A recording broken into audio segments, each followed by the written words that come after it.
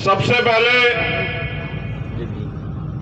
आओ झुककर सलाम करें उनको जिनके हिस्से में ये मकाम आता है, और बहुत खुशनसीब होते हैं वो लोग जिनका लहू देश के काम आता है।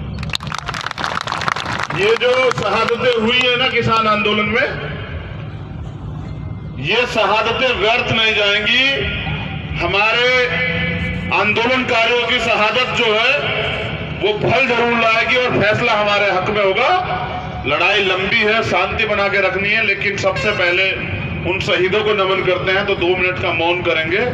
और मैं आशा और उम्मीद करूंगा कि मीडिया को छोड़ के तमाम लोग, चाहे वो वीडियो बना रहे हैं कुछ भी कर रहे हैं, मुझे एहसास कराएं कि आप बातों को मानते हैं और आपके दिलों में उनके लिए दर्द, प्यार और सम्मान है। मैं मौन की घोषणा करता हूं, अगले 3-4 सेकंड बाद घोषणा करूंगा। आप लोग जो है मौन का बैठे बैठे ही समर्थन करें। और ये इसलिए भी जरूरी है कि अगर हम शहादतों का सम्मान नहीं करेंगे तो फिर शहादतों से लोग बचेंगे।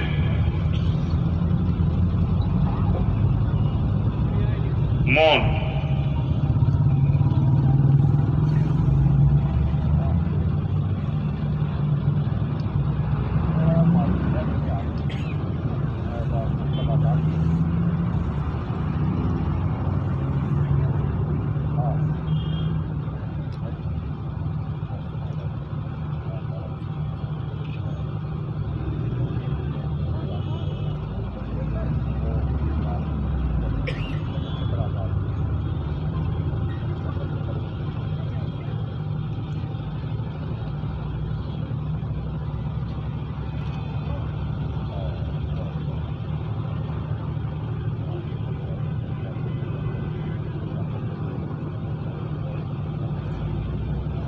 धन्यवाद जी, जरूर जरूर। अब मैं जब आया तो अपने नौजवान साथियों से कह रहा था कि किसान और मजदूर का चोली दामन का साथ। जिस देश का किसान खुशहाल नहीं होता वो देश कभी खुशहाल नहीं होता। और किसान जो है एक बार तो बेवकूफ बन चुका है। कब? जब मोदी जी ने कहा कि हम किसानों की आय दुगनी करने के लिए आए। अगर इनको किसानों को बेकार बीज दे दिया जाए तो एक बार तो धोखा खा लेते हैं कि भाई चलो बीज पे भरोसा करते हैं, लेकिन दोबारा भरोसा नहीं करते हैं। सत्यता यह है कि मोदी जी ने यह कहा था, हमारे सच्चे और ईमानदार किसान नहीं सुन पाए कि मैं लागत दुगनी करने के लिए आया हूं।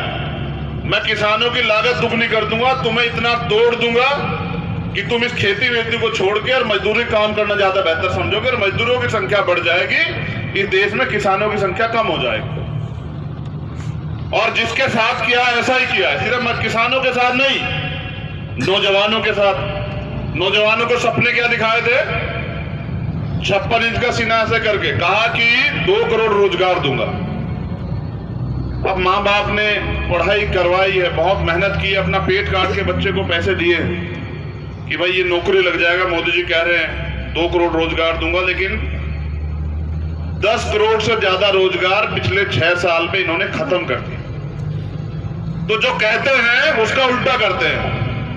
इन्होंने कहा हम क्या करेंगे कि काला धन वापस लाएंगे, और झूठे इतने हैं, प्रधानमंत्री सच तो कभी बोलते नहीं है।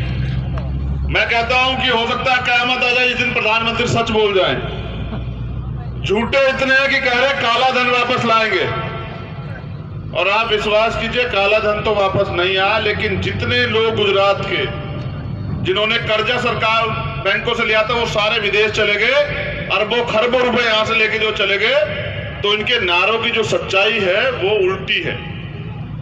ये कहते हैं कि सबका साथ और सबका विकास करेंगे, लेकिन ये सिर्फ और सिर्फ पूंजीपतियों का विकास कर रहे हैं, अमीरों का विकास कर रहे हैं, गरीबों के लिए खाई खोद रहे हैं। इनको ये नहीं पता जो खाई आप खोद रहे हैं, इसी खाई में एक दिन आपको भी जाना पड़ेगा।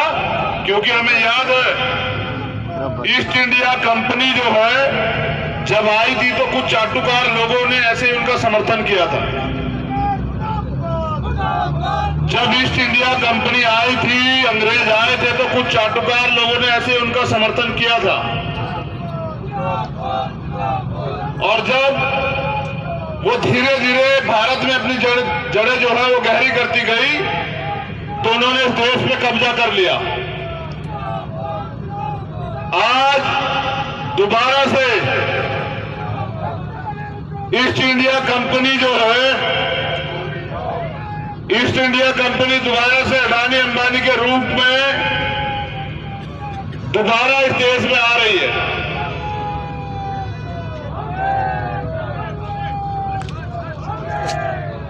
सभी साथी जो अभी आए हैं, निवेदन है कृपया सामने आ जाए। बहुत बहुत स्वागत है आपका मंच की ओर से। और ये साथी बैठ जाए प्लीज, ये लोग खड़े हैं बैठ जाए। जो नए साथी आए हैं आपसे निवेदन है प्लीज आप बैठ जाइए। भाई चंद्रशेखर उद्बोधन कर रहे हैं, आप भी उसको सुनिए और अपना दीजिए। आपके अंदर से भी वक्ता को बुलाया जाए। भाई चंद्रशेखर। नए जो साथी पहुंचे हैं उनका बहुत बहुत धन्यवाद, आभार, स्वागत। मैं शहादत की बात कर रहा था। मैं एक आंदोलनकारी और मैंने आंदोलनों में पहले भी शहादत जो है वो स्वीकारी। हर तरह की कीमत जो है आंदोलन में चुकानी पड़ती है। बड़े बड़े आंदोलन किए, बहुत सारी शहादतें हुई,